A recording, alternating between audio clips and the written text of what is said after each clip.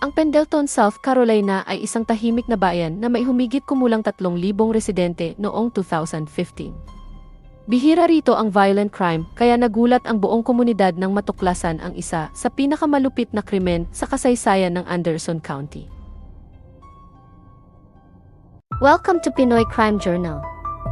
Dito sa ating channel, susuriin natin ang mga totoong kwentong krimen na gumimbal sa iba't ibang bahagi ng mundo. Mula sa mga headline-grabbing cases hanggang sa mga hindi pa nare-resolbang krimen, hihimayin natin ang bawat detalye, bawat saksi, at bawat ebidensya. Samahan ninyo akong alamin ang katotohanan sa likod ng mga krimen na ito.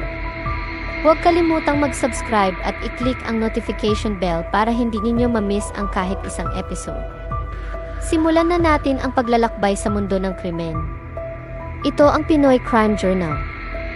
Noong November 2, 2015, bandang 12:30 ng tanghali, tumawag sa 911 ang 32 taong gulang na si Emmy Velarde matapos niyang matagpo ang patay ang 4 na miyembro ng kanyang pamilya sa kanilang mobile home sa Refuge Road. Kabilang sa mga biktima ang kanyang inang si Kathy Scott, 60 years old, stepfather na si Terry Michael Mike Scott, 58 years old, lola na si Violet Taylor, 82 years old, at biyena ng kanyang ina na si Barbara Scott, 80 years old. Ayon sa kanilang pamilya at mga kaibigan, si Mike ay isang masipag at responsableng lalaki. Si Barbara naman ay kilala na magaling magluto at matulungin sa kapwa. Si Kathy ay masayahin at matagal na nagtrabaho bilang waitress, at si Violet ay isang tahimik at mabait na ginang na minahal ng kanilang komunidad. Ayon naman sa kapatid ni Mike na si Pam Isbel, 9 na taon nang kasal sina Mike at Kathy. Nagkakilala sila noong nasa junior high pa lamang ngunit naghiwalay ng mag-aral sa magkaibang high school. Nagkaroon sila ng ibang karelasyon. Makalipas ang maraming taon, muli silang nagkita at muling nahulog ang loob sa isa't isa. Habang nagtatrabaho si Mike sa South Carolina Department of Transportation bilang miyembro ng road crew, nanatili naman si Kathy sa bahay upang alagaan ang kanilang mga matatandang ina. Nang humina ang kalusugan ni Violet, lumipat ito sa bahay ng mag-asawa. Kalaunan ay sumunod din doon si Barbara. Sama-sama silang nanirahan sa double-wide mobile home, habang sina Amy at Ross ay nakatira sa katabing single-wide mobile home, kasama ang 2 anak ni Amy sa dating karelasyon. Pagdating ng mga pulis, natagpuan nilang patay sina Mike, Barbara, at Violet sa living room, habang nasa kwarto naman ang katawan ni Kathy. Napakalagim ng crime scene, lahat ng biktima ay may mga saksak sa liig at dibdib at binaril sa ulo. Sinabi ni Amy sa mga investigador na kagagaling lang nila ni Ross sa isang out-of-town trip noong weekend. Ang 2 niyang anak ay nasa South Carolina upang bumisita sa mga magulang ni Ross, kung saan ginanap din ang kasal nilang mag-asawa noong October 24, ilang araw lamang bago ang krimen. Habang sinusubukang buuin ng mga investigador ang timeline ng krimen, lumabas na posibleng nangyari ang pamamaslang 2 araw bago natagpuan ang mga bangkay. Noong gabi ng October 31, 2015, bagamat nakasaad sa ulat ng coroner na November 1 ang petsa ng pagkamatay ng mga biktima. May ilang ebidensyang sumusuporta sa teoryang ito. Ang huling aktibidad sa bank accounts ni na Mike at Kathy ay noong gabing lumabas sila para maghapunan.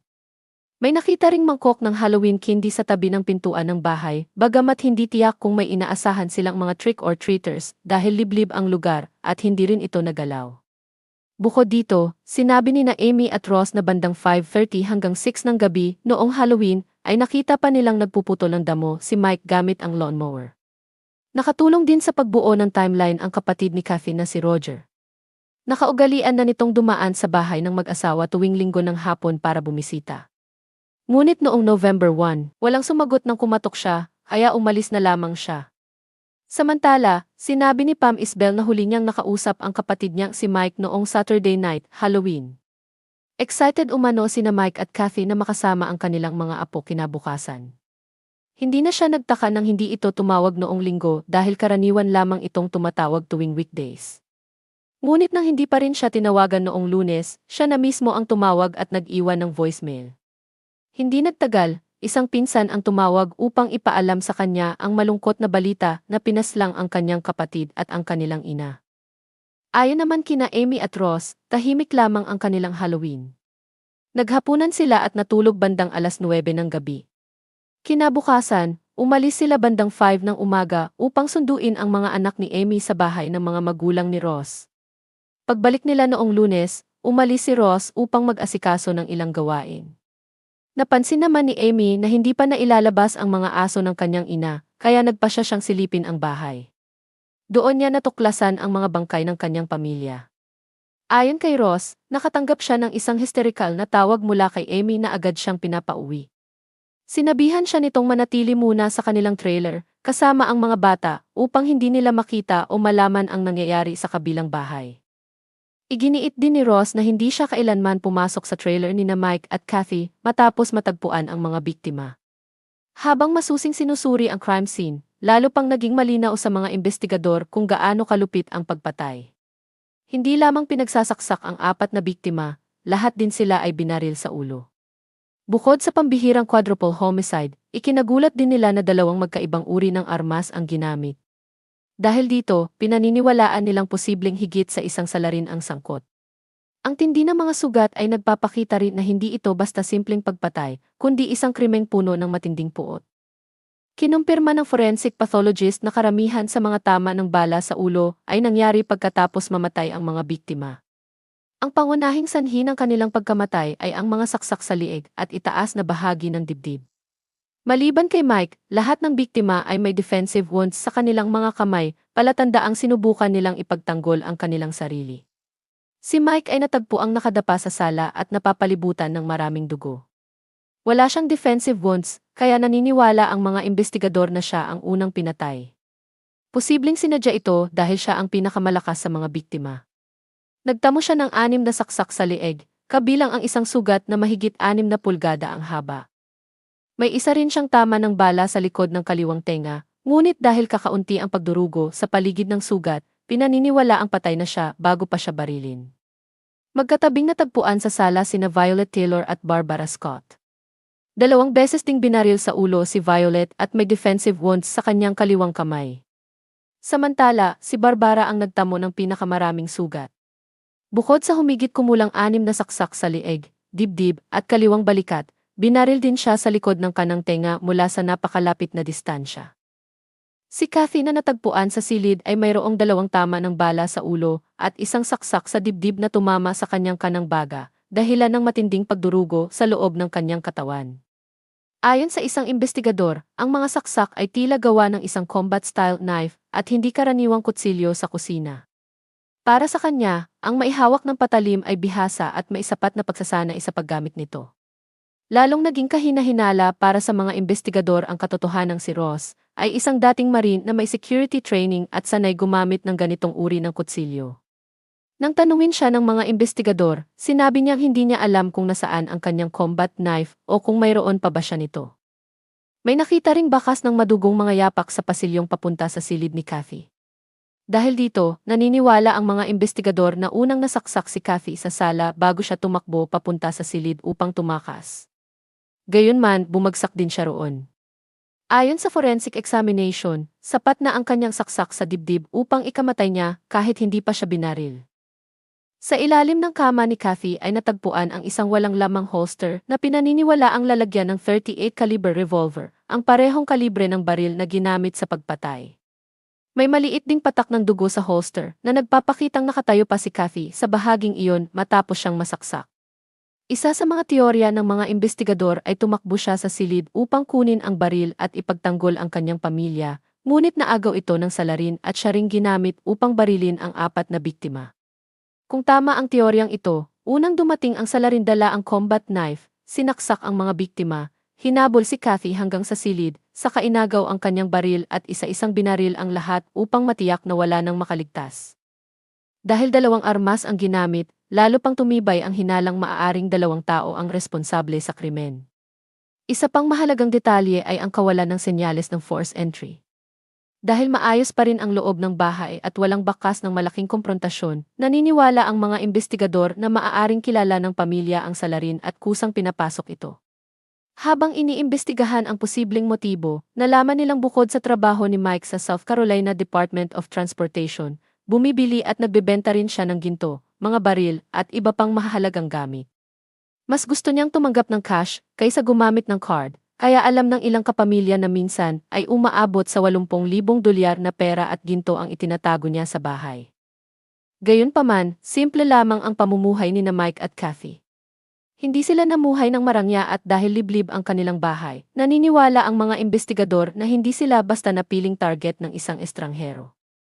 Sa loob ng pangunahing kwarto, napansin ng mga detective ang isang estanting tila bumigay dahil may mabigat na bagay na dating nakapatong dito, posibleng isang malaking safe na nawawala na.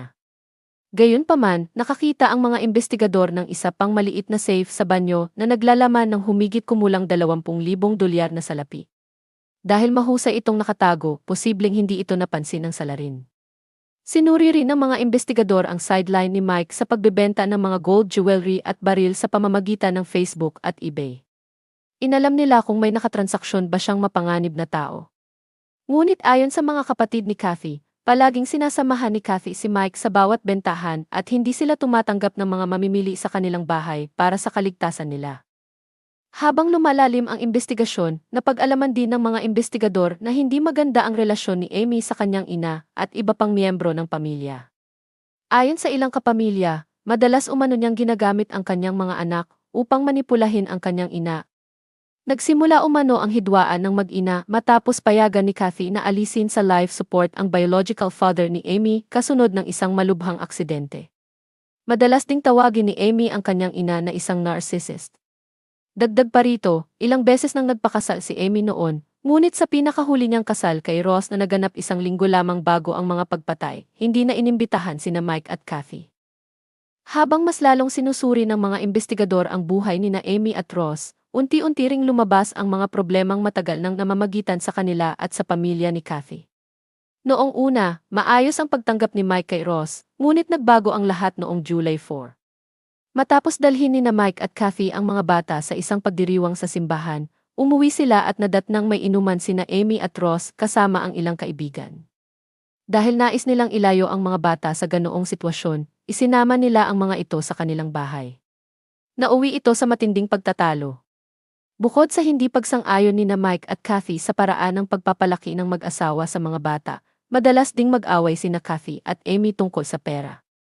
Nang halughugin ng mga investigador ang trailer ni na Amy at Ross, nakakita sila ng mga baril, kabilang ang isang nakarehistro kay Mike. Gayunpaman, hindi nila natagpuan ang murder weapon. Nakakita rin sila ng humigit kumulang 67,000 dolyar na pera. Ipinaliwanag ng mag-asawa na iyon ay mula sa kanilang ipon at kinita sa kanilang pet grooming business.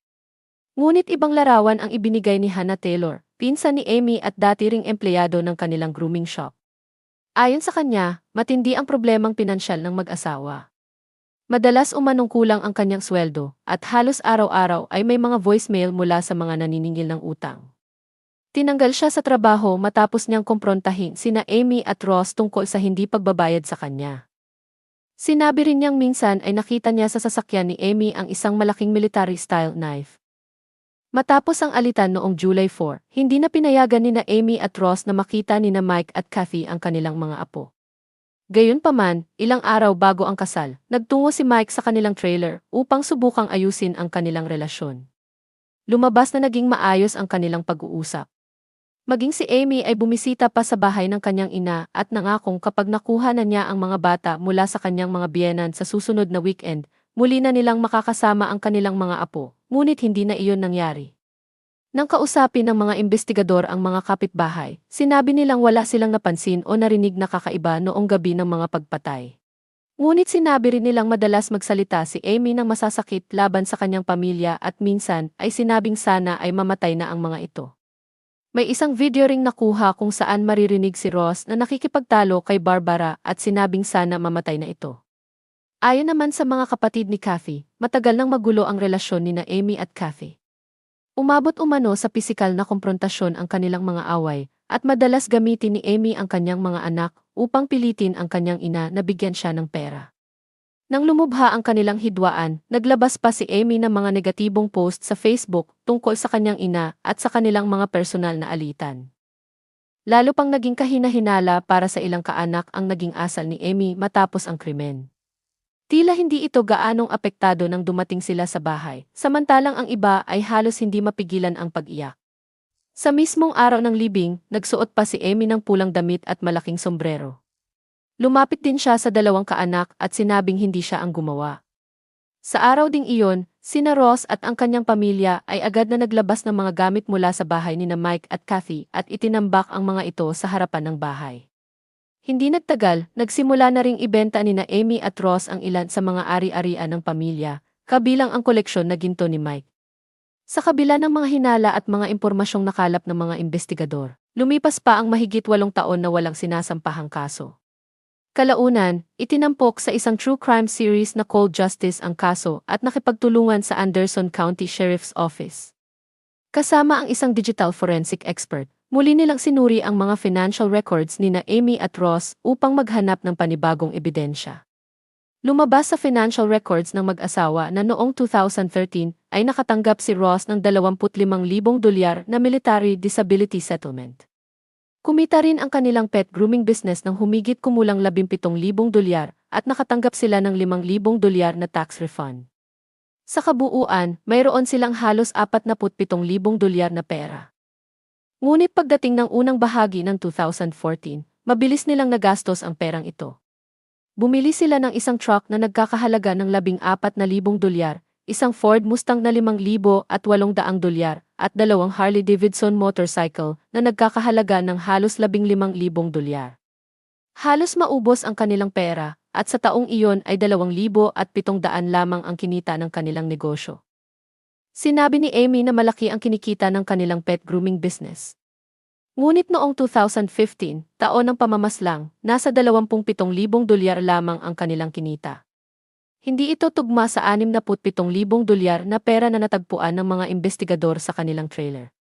Mas lalo pang naging kahina-hinala nang madiskubre na ang serial numbers ng ilan sa mga perang iyon ay tumugma sa mga perang hawak ni Mike bago siya mapatay. Napatunayan ito sa isang litrato na ipinadala ni Mike sa isang kaibigan sa Facebook 2 araw bago ang krimen, kung saan makikita ang $500 na bills. Malaki rin ang naging papel ng cellphone records. Noong September 4, 2015, nag-text si Ross kay Amy, sinabing huwag nang gumastos dahil $40 na lamang ang natitira sa business account nila. Noong October 15, sinabi naman ni Amy na may mga taong naniningil ng renta sa kanilang shop. Sumagot si Ross na wala na silang perang maibabayad. Pagsapit ng October 22, 9 na araw bago ang mga pagpatay, pinag-usapan nila ang pagbabayad ng $7,000 bago sumapit ang November 1. Para sa mga investigador, kasabay ng katotohanang wala sa bahay ang 2 anak ni Amy noong gabing nangyari ang krimen, posible itong senyales ng planadong pagpatay. Ayon sa cellphone data, nasa bahay lamang sina Amy at Ross noong gabi ng Halloween. Sinabi nila sa mga detective na natulog sila bandang 9:00 ng gabi. Ngunit bandang 8:36, nag-text si Amy kay Ross na gising pa ang lahat sa bahay at nagkukwentuhan. Sa CCTV ng isang convenience store, nakita si Ross na bumibili ng beer, bandang 9:38, suot ang pulang A6 Speedstar na sapatos. Ayon sa mga forensic expert, ito rin ang uri ng sapatos na nag-iwan ng bakas ng dugo sa crime scene. Kailanman ay hindi na nakita ang sapatos o ang sweatshirt na suot niya ng gabing iyon. Batay sa reenactment ng Cold Justice, pinaniniwalaang si Amy ang nagtipon sa kanyang pamilya sa sala noong gabing iyon. Pagdating ni Ross, inatake umano niya si Mike mula sa likuran habang nakaupo ito. Nang tumayo si Barbara upang tumakas, siya rin ay inatake. Habang sinusubukang makatakas ni Violet, hinarangan umano siya ni Amy habang sinaksak ni Ross ang matanda. Samantala, tumakbo si Kathy sa silid upang kunin ang kanyang baril, ngunit nasaksak sa dibdib. Pinaniniwalaang naagaw ni Amy ang baril, dahilan upang makabalik si Kathy sa silid kung saan siya bumagsak at kalaunan ay binaril ng 2 beses. Ayon sa teorya ng investigasyon, isa-isang binaril ang 3 pang biktima upang matiyak na wala nang mabubuhay. May ilang miyembro ng Cold Justice na naniniwalang si Ross ang sumaksak at bumaril sa mga biktima, habang si Amy naman ang tumulong sa pagkontrol. Sa mga sumunod na taon, inayos ni Amy at Ross ang double-wide trailer, kung saan naganap ang mga pagpatay at doon pa rin nanirahan. Kalaunan, nasangkot sila sa isang civil case, kaugnay ng ari-arian, kung saan may mga pondong isinailalim sa legal na pag-freeze. Lumipat din sila sa West Columbia at nagbukas ng panibagong pet grooming business. Noong September 2022, nagbigay pa sila ng libreng grooming service para sa mga canine dogs sa isang police department. Nang muling makausap ng mga detective at ng cold justice si Ross noong December 2023, sinabi niyang maayos ang relasyon niya kina Mike at Kathy noong una, ngunit tuluyang nasira matapos ang kanilang alitan. Nang kausapin naman si Amy, tumanggi siyang sumakay sa sasakyan ng mga investigador at nanatili sa labas ng bahay habang naninigarilyo.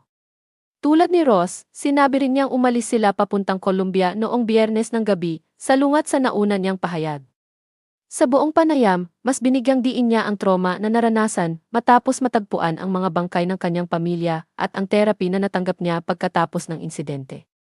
Ilang araw matapos ang mga panayam, noong December 15, 2023, inaresto sina Amy at Ross Velarde at kinasuhan ng 4 counts of murder, mahigit 8 taon matapos ang pagpatay kina Mike, Kathy, Barbara, at Violet.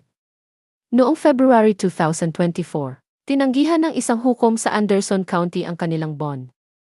Bagamat hiniling ng mga prosecutor na sabay litisin ang mag-asawa bilang mga co-conspirator, ipinag-utos ng hukom noong February 11, 2026 na magkahiwalay silang lilitisin at si Amy ang unang harap sa korte. Nagsimula ang kanyang paglilitis noong February 23, 2026. Bagamat walang direktang ebidensya na nag-uugnay kay Amy sa crime scene, sinabi ng mga prosecutor na pera ang motibo at kumilos silang mag-asawa bilang iisa. Ipinaliwanag din ng Assistant Attorney General na sa ilalim ng batas ng South Carolina, maaaring mahatulan ang isang tao kung bahagi siya ng iisang plano kahit hindi siya ang direktang pumatay. Inilahad ng prosekusyon na alam ni na Amy at Ross na may malaking halaga ng pera si Mike sa bahay. Matapos ang mga pagpatay, mabilis nilang nabayaran ang kanilang mga utang, kahit halos wala silang pera bago ang krimen. Matapos ang isang linggong paglilitis at 70 minutong deliberasyon, napatunayang guilty ang 42 taong gulang na si Amy Velarde sa pagpatay sa kanyang ina, stepfather, lola, at step-grandmother mahigit 10 taon matapos ang krimen. Hinatulan siya ng 4 na magkakasunod na life sentence. Samantala, wala pang itinakdang petsa para sa paglilitis ni Ross Velarde. Mahigit isang dekada ring naghintay ng hustisya ang mga pamilya ng mga biktima at ang buong komunidad ng Pendleton. Hindi lamang sila nawalan ng 4 na miyembro ng pamilya, kundi ng mga taong minahal at iginalang ng kanilang komunidad. Maraming salamat sa inyong panonood dito sa Pinoy Crime Journal. Kung nagustuhan ninyo ang episode na ito, huwag kalimutang magbigay ng komento at i-share sa inyong mga kaibigan. Tandaan, mag-ingat at manatiling mapagmatsyag. Muli, ito ang Pinoy Crime Journal. Hanggang sa susunod na episode, paalam at magandang araw sa ating mga taga-subaybay.